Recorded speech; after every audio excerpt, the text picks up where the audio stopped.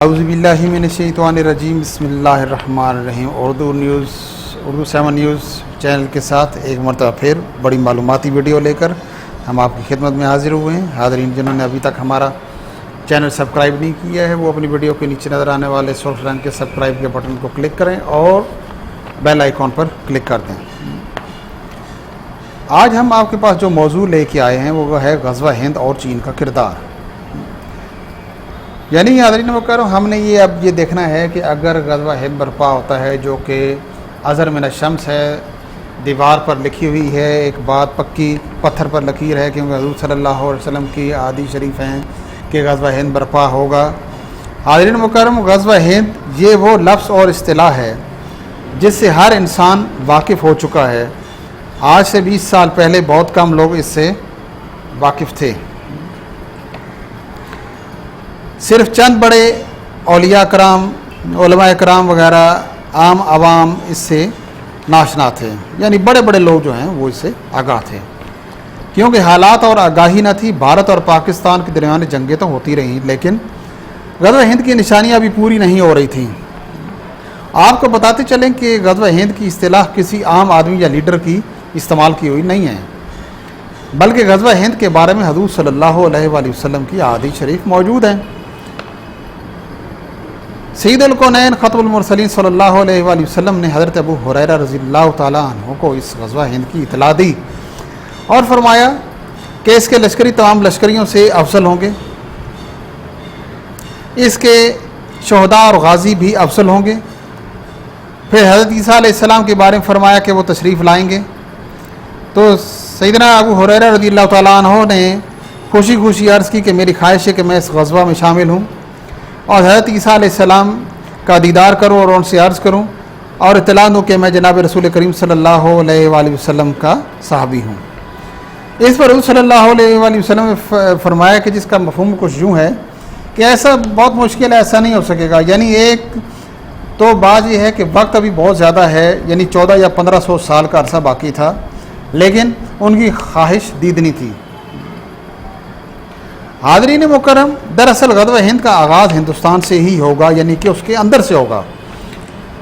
یعنی وہاں پر مسلمانوں پر ظلم و ستم، ان کی مساجد، ان کے مزارات اور قرآن پاک کی بے حرمتی جیسے واقعات اپنی جب حدوں سے بڑھنے لگیں گے اور مسلمانوں کا قتل عام ہو رہا ہوگا اور عزت محفوظ نہ رہے گی تو مسلمان آہستہ آہستہ اس کے خلاف کھڑا ہونا شروع ہو جائیں گے، کیونکہ دیکھیں گے کہ جب بیرونی مدد کوئی نہیں ہے تو پھر انہوں نے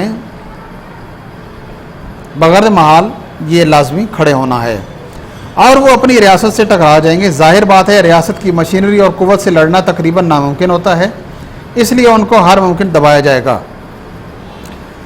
ایسی صورتحال کیا ہوگی؟ اب ایسی صورتحال میں کیا ہوگا؟ ایسی صورت میں بھارت کی پاکستان کے ساتھ چھیڑ چھاڑ اور جارحانہ رویہ بھی بڑھے گا تاکہ دنیا کو اور کچھ حالات بتائے جائیں اور اس کو اندرونی حالات سے بے خبر رکھا جائے۔ ہو سکتا ہے کہ وہ حملہ بھی کر دیں۔ یاد رکھیں کہ وہ جب حملہ کرے گا تو اپنے حوصلے اور طاقت پر نہیں کرے گا بلکہ امریکہ اور اسرائیل وغیرہ کے ایما پر کرے گا،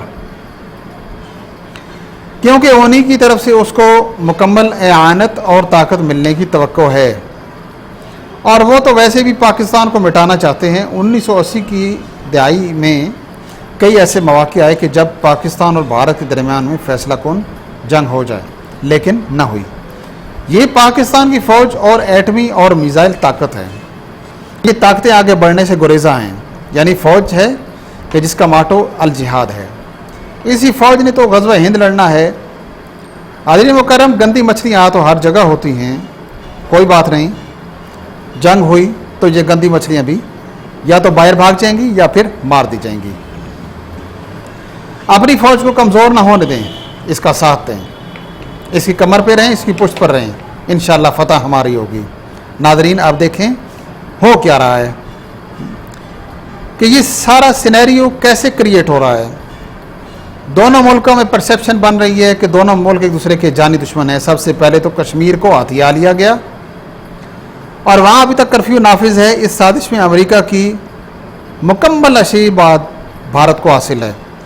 कश्मीर को अपना हिस्सा करार देने के बाद इसको अपने नक्शे का हिस्सा भी बना लिया। अब इस कर्फ्यू के अरसे के दौरान भारत ने अपने हिंदू दहशतगर्द तंजीम के लाखों अफराद वहाँ बसाना शुरू कर दिए। इस तरह हिंदू आबादी का तनासब बढ़ाकर फिर कहा जाएगा कि ठीक है, जैसा अक़वाम मुत्तहिदा ने करारदाद पास की थी कि इस्तिस्वाब राय कराया जाए, तो ठीक है जी, हम तैयार हैं। जब वोटिंग होगी, इस्तिस्वाब राय कराया जाएगा कि वो कश्मीरी पाकिस्तान या भारत में किसी एक को मुंतखब करें, तो जाहिर है अब हिंदू आबादी का तनासब ज़्यादा हो जाएगा और वो भारत के हक़ में ही हो जाएगा। यानी इस लिहाज से ज़ाहिरी तौर पर देखा जाए तो मकबूजा कश्मीर गया। आदरीन मुकर्रम, बात यहीं पर ख़त्म नहीं हुई। आपने पिछले दिनों अखबारात और टीवी न्यूज़ पर सुना होगा कि इंडियन आर्मी चीफ ने बड़क मारी और वज़ीर दिफा और मोदी वगैरह ने भी बड़कें मारी कि अब आज़ाद कश्मीर लेने के लिए भी हम तैयारी कर चुके हैं। बल्कि इंडियन आर्मी चीफ तो 2 हाथ आगे चला गया। उसने कहा कि हम पूरी तरह तैयार हैं, सिर्फ हुकूमत की तरफ से ग्रीन सिग्नल मिलने की देर है, हम स्ट्राइक कर देंगे। लेकिन पाकिस्तान की जागती आंखों ने उनको पैगाम दिया कि जल्दी करो, क्योंकि मकबूजा कश्मीर को लेने का भी यही मौका होगा। यानी आ जाओ, जंग अगर है तो बस ठीक है, हम तैयार हैं।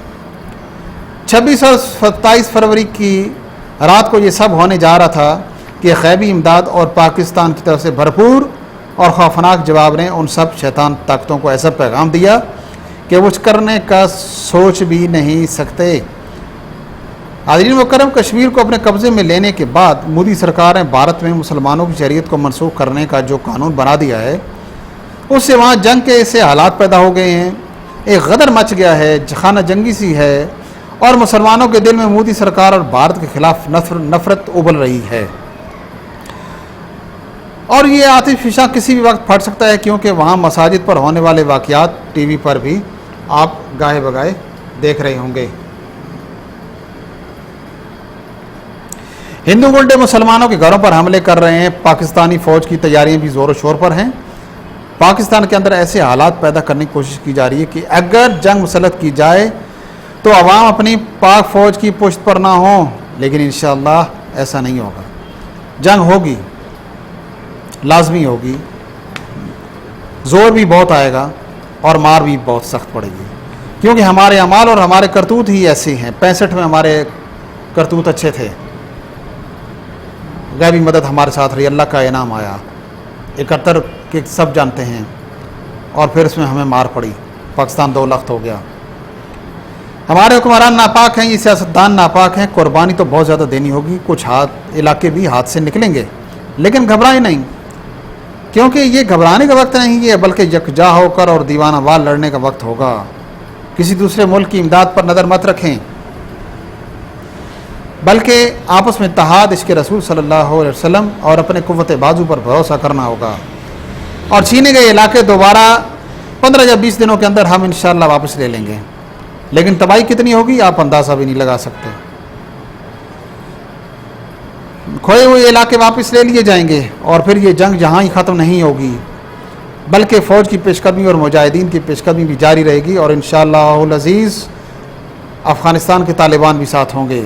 फिर इंडिया, ईरान, अफ़गानिस्तान और पाकिस्तान पर मुश्तमिल एक नक्शा, एक वसी सल्तनत वजूद में आएगी। ये ग़ज़वा हिंद होगा।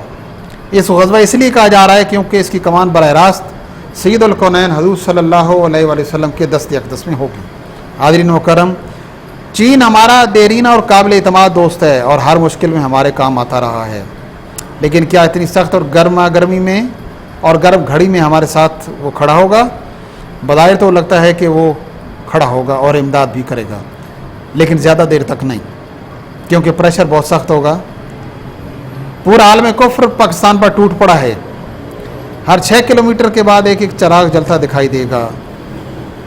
चाइना के भी अपने मफादात हैं।